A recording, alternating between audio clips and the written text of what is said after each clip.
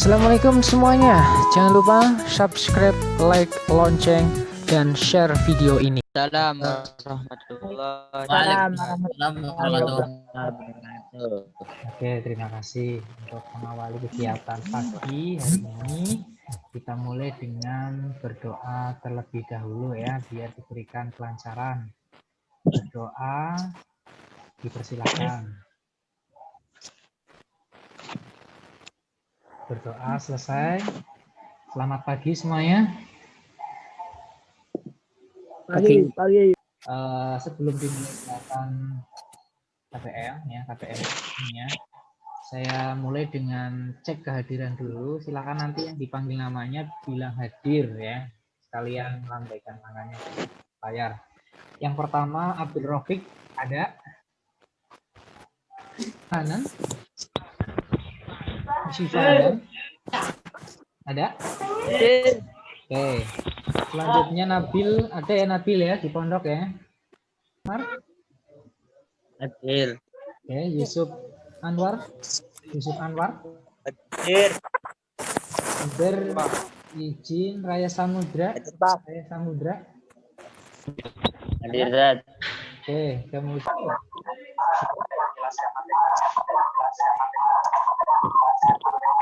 Oke.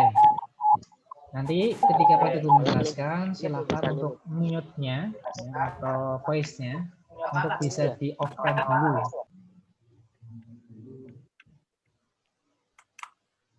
Oke, langsung saya mulai ya kegiatan yang pertama. Oke, langsung saja. Untuk asesmen nasional, ini di sini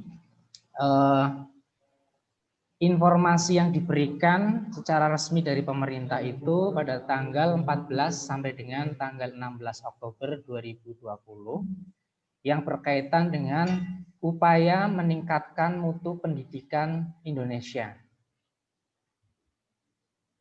Untuk terkait dengan link, nanti teman-teman silakan bisa memfoto atau men-screenshot ya. Link materi itu bisa dilihat di http ya. Kemudian ini ringkas ya .kemdikbud.go.id /asesmen nasional 2021. Nah, ini terkait link materinya. Kemudian untuk link informasinya, silakan teman-teman bisa akses link informasinya tentang asesmen kompetensi minimum itu ada di pusmenjar.kemendikbud.go.id /AKM. Berkaitan dengan asesmen nasional, kenapa ada kegiatan ini? Yang pertama, untuk ujian nasional sudah tidak dilaksanakan lagi terakhir di tahun 2019. Kebetulan memang dari surat edaran, ujian nasional memang di akhir tahunnya itu 2020, tetapi karena ada situasi seperti ini ya, ada pandemi, jadi untuk 2020 itu ujian nasional asesmen tidak diadakan. Artinya memang yang diambil nilai yang diinputkan ya, yang dimasukkan ke ijazah sama rapot itu adalah ujian sekolah ya yang diambil nilainya. Kemudian ujian nasional pun itu masih banyak mengalami problematika ya terkait dengan pencapaian hasil dari siswa sendiri ya. Banyak ya dari kegiatan ujian nasional ini mengakibatkan siswa ini mengalami banyak kendala yang mengakibatkan untuk yang sekarang kita terapkan adalah Merdeka Belajar. Yang kita terapkan sekarang adalah Merdeka Belajar. Nah, selanjutnya ini survei ya, hasil survei berkaitan dengan hasil belajar ya yang dibuktikan ini dari pendidikan dasar dan menengah ya. Ini presentasinya di sini sudah terlihat jelas ya.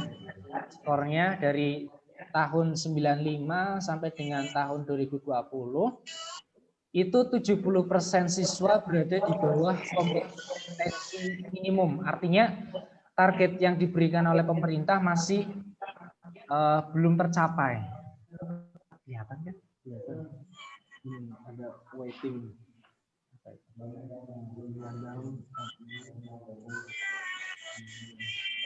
Ditunggu dulu ya teman-teman, ini adalah teknis bentar. Ada yang nungguin.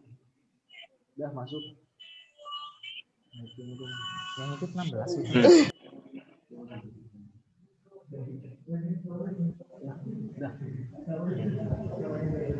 Oke, saya lanjut ya. Tadi terkait dengan survei item membaca ternyata masih jauh dari target. Kemudian termasuk matematika di sini pun sama ya. 71% siswa itu berada di bawah kompetensi minimum, artinya masih di bawah nilai standar yang dibakukan seperti itu. Mungkin ini gambaran saja ya kenapa sekarang itu pemerintah membuat kegiatan asesmen nasional.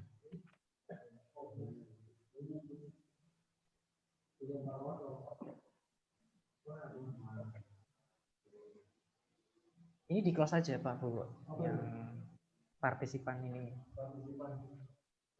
Ini maksudnya. Oh iya, di close. Ya. Dia ada, itu dia muncul lagi. Ya.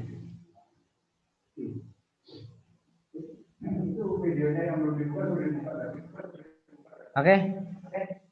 Langsung untuk penerapan asesmen nasional ini ya, itu akan diberikan ya atau diujikan sama siswa ya, kemudian guru termasuk kepala sekolah. Artinya asesmen ini lebih kepada survei ya, pengambilan sampling terkait dengan tercapainya kegiatan proses belajar yang ada di sekolah. Nah, untuk ini gambaran untuk asesmen nasional secara umum ya, untuk yang pendidikan formal. Nah, kebetulan karena kita berbasisnya adalah kesetaraan atau pondok pesantren, maka untuk yang terkait dengan siswa kelas 5, 8, 11 ini tidak diambil ya, artinya tidak mengikuti kegiatan ujian. Berarti di sini yang mengikuti kegiatan ujian asesmen itu adalah kelas akhir ya, kelas akhir di sini diambil. Untuk yang SMP itu berarti diambil kelas 3 ya atau kelas 9. Kemudian untuk yang SMA atau kuliah itu diambilnya adalah kelas 12 atau kelas 3. Termasuk di sini ya guru beserta dengan kepala sekolah juga akan mengikuti kegiatan asesmen nasional ya. Tetapi untuk itemnya ya berbeda dengan siswa. Kalau siswa itu sepenuhnya mengikuti ya. Kemudian kalau guru ini hanya item-item tertentu yang mengikuti. Nah, asesmen nasional ini ada 3 ya. Ada 3 komponen. Komponen yang pertama itu adalah AKM. AKM itu adalah asesmen kompetensi minimum. Ya, di sini yang diujikan terkait dengan literasi dan numerasi. Kemudian komponen yang kedua itu adalah survei karakter. Ya.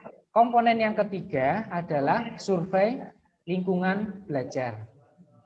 Nah, untuk rinciannya AKM literasi atau numerasi itu yang dinilai adalah hasil belajar kognitifnya. Artinya hasil dari kemampuan siswa atau santri dalam mengikuti kegiatan belajar. Yang dilihat ada 2 poin. Yang pertama literasi, berarti yang dilihat adalah dari pemahaman siswa membaca ya. Kemudian yang kedua ada numerasi. Berarti di sini hubungannya dengan matematika. Selanjutnya komponen yang kedua survei karakter yang dinilai itu adalah hasil belajar sosial emosional. Artinya ini terkait dengan yang aktivitas yang berada di lingkungan belajar. Maka yang dilihat adalah karakter peserta didik. Selanjutnya untuk komponen yang ketiga itu adalah survei lingkungan belajar. Nah, yang dinilai adalah karakteristik input dan proses pembelajaran. ya. Ini yang nanti akan diujikan, ya. Yang nantinya dari pihak guru sama kepala sekolah yang diambil surveinya.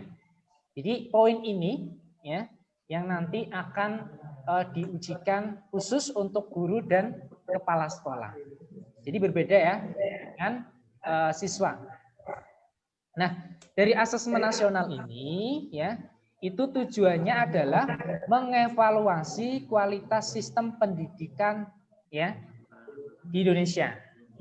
Kemudian memotret kualitas input, proses dan hasil belajar yang mencerminkan kinerja sekolah sebagai umpan balik, ya, berkala bagi manajemen sekolah, dinas pendidikan, Kemenak, kemudian Kemendikbud.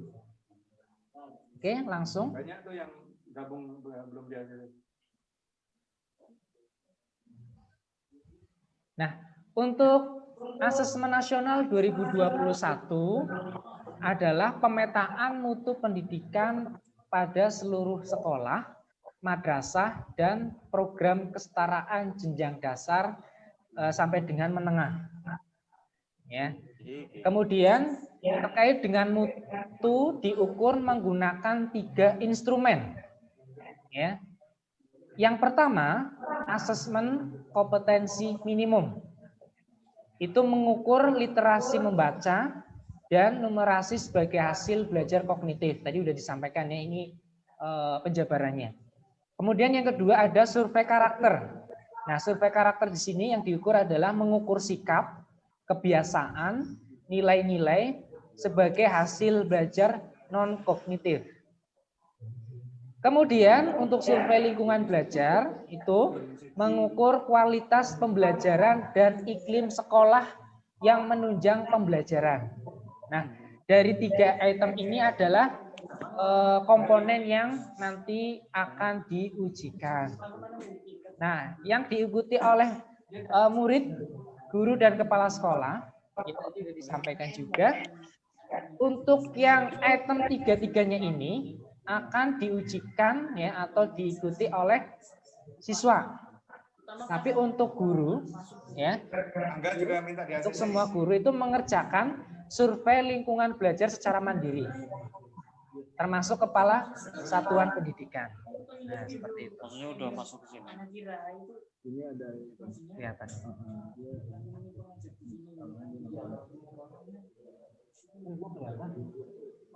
kelihatan gue juga.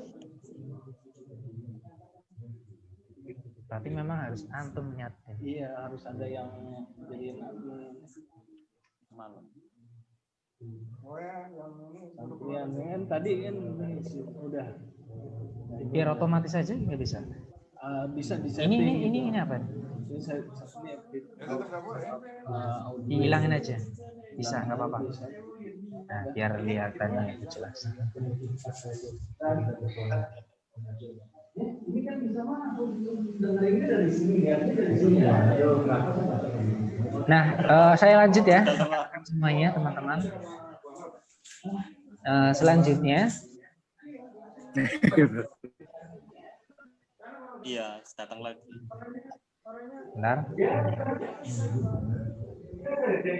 Untuk asesmen nasional ini ya tujuannya yang pertama untuk mendorong guru untuk mengembangkan kompetensi kompetensi kognitifnya yang mendasar sekaligus karakter murid secara utuh. Nah, sekarang ada pertanyaan, mengapa mengukur literasi dan numerasi? Nah, tujuannya untuk apa? Nah, tujuan untuk literasi ya membaca dan numerasi itu adalah 2 komponen minimum bagi murid ya untuk bisa belajar sepanjang hayat dan berkontribusi pada masyarakat. Itu poin yang pertama. Poin yang kedua, menurut studi nasional dan internasional, tingkat literasi murid Indonesia masih rendah. Artinya dari kebiasaan siswa atau peserta didik untuk membaca buku itu masih kategorinya adalah rendah. Makanya yang diukur di sini ya terkait dengan literasi ya. Kemudian masuk numerasinya ya. Kemudian mengapa juga mengukur karakter? Nah, kenapa? Nah, untuk penjelasan yang pertama, pendidikan itu bertujuan mengembangkan potensi murid secara utuh. Yang kedua, asesmen nasional itu mendorong mengembangkan sikap, nilai, dan perilaku yang mericikan pelajar Pancasila. Nah, di sini poin yang dibuat tebal ini adalah pelajar Pancasila. Artinya 5 Pancasila itu harus diterapkan di kebiasaan dari peserta didik. Nah, agar berdampak positif, hasil asesmen perlu ditindaklanjuti. Nah, hasil asesmen nasional itu perlu digunakan untuk diagnosis masalah dan perencanaan perbaikan pembelajaran oleh guru, kepala sekolah, dan dinas pendidikan.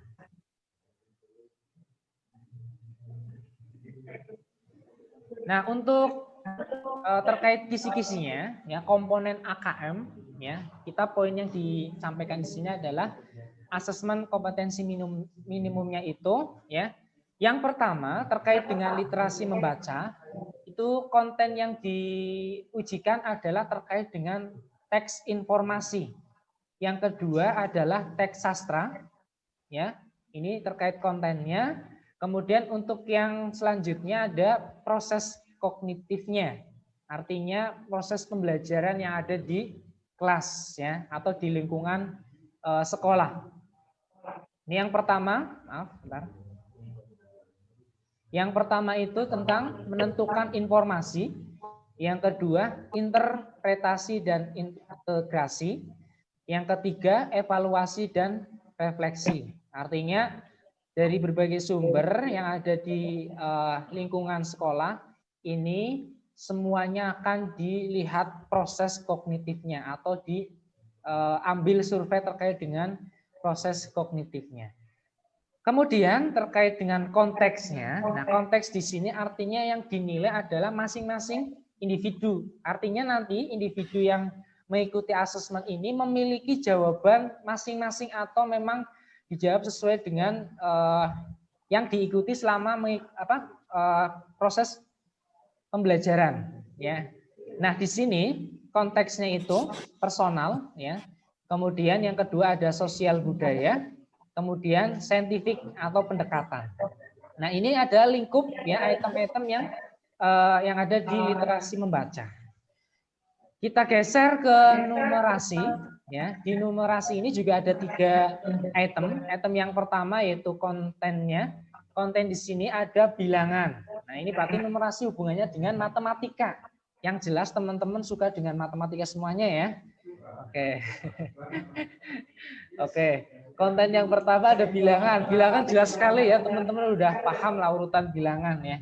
Kemudian yang kedua ada pengukuran dan geometri. Nah, ini berarti terkait dengan hitung-hitungan pun ada nanti di sini. Kemudian data dan statistik, ya. Data ini hubungannya dengan statistik, ya. Bisa menghitung rata-rata, bisa menghitung nilai tengah, ya, atau median, bisa juga menghitung nilai yang sering muncul atau biasanya disebut modus. Kemudian aljabar, ya. Nah, aljabar di sini juga akan diujikan. Nah, kontennya ini, ya, terkait dengan numerasi. Kemudian proses yang dinilai kognitifnya atau dalam proses pemahaman yang ada di pembelajaran itu ada 3. Yang pertama pemahaman, kemudian ada aplikasi, berarti penerapannya, ya. Kemudian ada penalaran, ya, atau dalam artian mengikuti proses pembelajaran itu bisa diterapkan di kehidupan sehari-hari. Selanjutnya yaitu tentang konteks yang dinilai di sini, ya. Konteksnya itu sama, ya, dengan literasi membaca, yaitu personal, ya. Kemudian ada sosial kultural, kemudian saintifik. Nah, itu 2 item yang sudah saya sampaikan. Selanjutnya terkait dengan bentuk soal, nanti ada yang bentuknya soal objektif sama soal yang bentuknya non objektif. Nah, untuk soal objektif di sini, ya, yang jelas sudah sering ya teman-teman menyelesaikan pilihan ganda.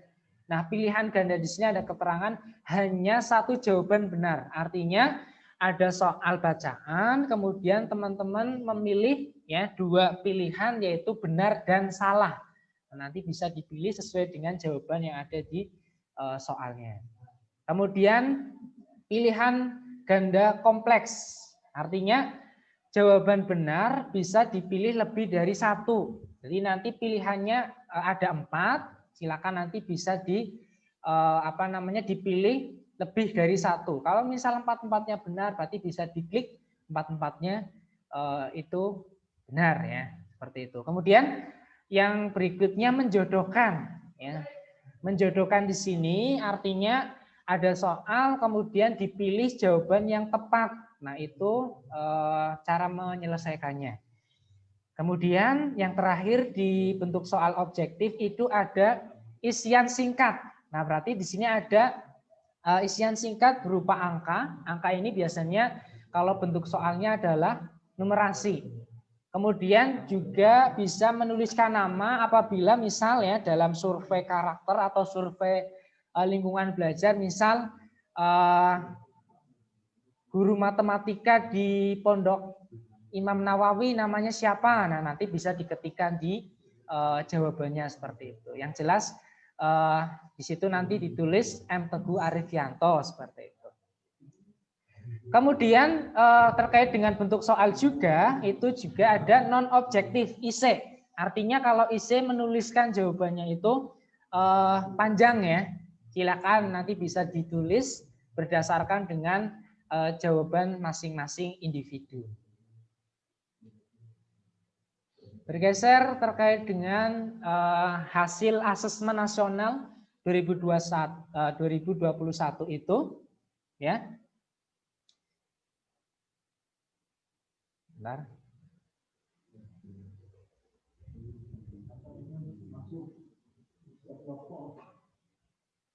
Ini ada yang masuk ya Pak Bu?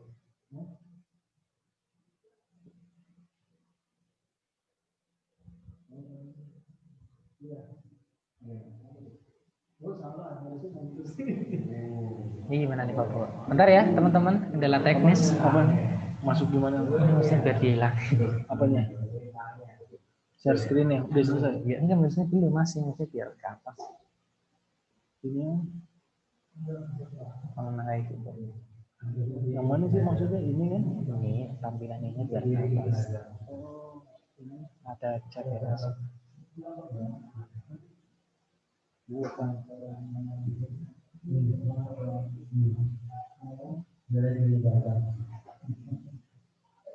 Nggak bisa nih. Apa ya? Ya udah kayak gini aja. Dong antum keluar dari. Jangan. Udah teman-teman.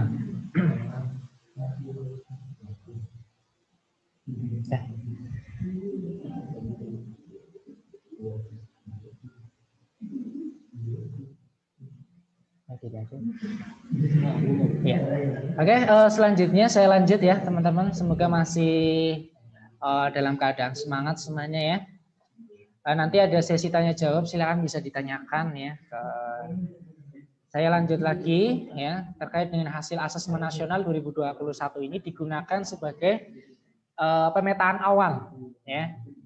Kemudian mutu sistem serta penyetaraan hasil belajar bagi peserta didik program kesetaraan.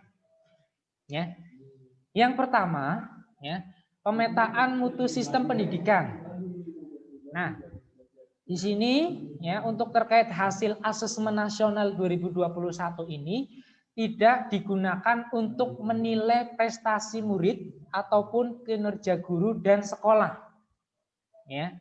Yang kedua, laporan hasil asesmen nasional 2021 diberikan kepada guru dan sekolah sebagai alat untuk melakukan evaluasi diri dan perbaikan pembelajaran. Kemudian yang ketiga, murid, orang tua, guru, dan sekolah tidak perlu cemas dan tidak perlu melakukan persiapan khusus untuk menghadapi asesmen nasional. Ya, artinya hasil asesmen nasional ini tidak masuk ke nilai raport dan nilai ujian, tetapi asesmen ini sebagai syarat mutlak ya siswa ya atau penyelenggara satuan pendidikan untuk bisa diambil nilai evaluasinya. Artinya memang wajib mengikuti asesmen. Kemudian poin yang kedua, ujian penyetaraan ya. Khusus untuk program pendidikan kesetaraan, berarti kita ya ini ya, asesmen nasional itu memiliki fungsi ganda, yaitu sebagai alat pemetaan mutu dan ujian penyetaraan hasil belajar bagi peserta didik yang memerlukan. Ya. Kemudian yang kedua, yang digunakan sebagai ujian penyetaraan adalah AKM literasi dan AKM numerasi. Nah, ini item yang akan diujikan.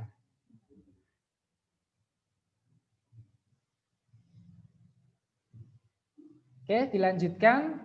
Untuk pelaksanaan asesmen nasional dikoordinasi oleh Kemendikbud bekerja sama dengan Dinas Pendidikan dan Kanwil dan Kantor Kemenag. Untuk penggunaan atau pelaksanaannya itu berbasis komputer dan daring atau semi daring. Artinya nanti asesmen ini ya teman-teman itu dilaksanakan secara online ya. Kemudian akan dijadwalkan ya, nanti akan ada penjelasan juga terkait dengan jadwalnya. Nah, untuk berbasis komputer di sini ya, untuk asesmen nasional dilaksanakan menggunakan komputer dan secara daring. Kemudian murid mengerjakan pada sesi dengan jadwal yang ditentukan dan dengan diawasi. Selanjutnya, guru dan kepala satuan pendidikan mengerjakan survei secara mandiri dengan periode waktu yang cukup panjang. Artinya untuk guru dan kepala sekolah jadwalnya nanti akan menyusul. Yang didahulukan adalah siswa atau santri. Ya, ini poinnya seperti itu yang bisa disimpulkan. Selanjutnya, koordinasi yang diperlukan ya selama mengikuti kegiatan asesmen nasional ini ya. Harusnya di Papua ya, jadi saya nggak apa-apa. Untuk yang pertama, pemetaan dan penyiapan komputer dan sarana pendukung. Nah, kebetulan memang kita untuk sarana terkait dengan komputer akan saya screenshot, akan saya foto untuk keperluan bukti kalian sudah mengikuti kegiatan daring. Dan jangan lupa juga kalian mengisi daftar hadir ya, yang sudah diberikan linknya di grup.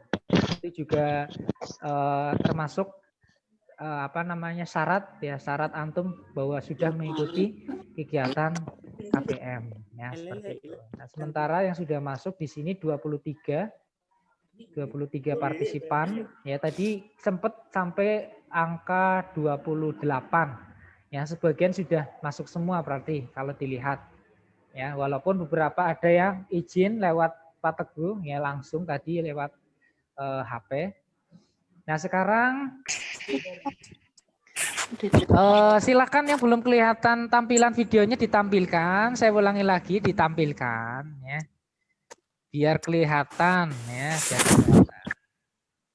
Ayo, tunggu segera. Jadi mola. Zoom. Apa jaringan kalian susah di situ? Jaringan di situ susah.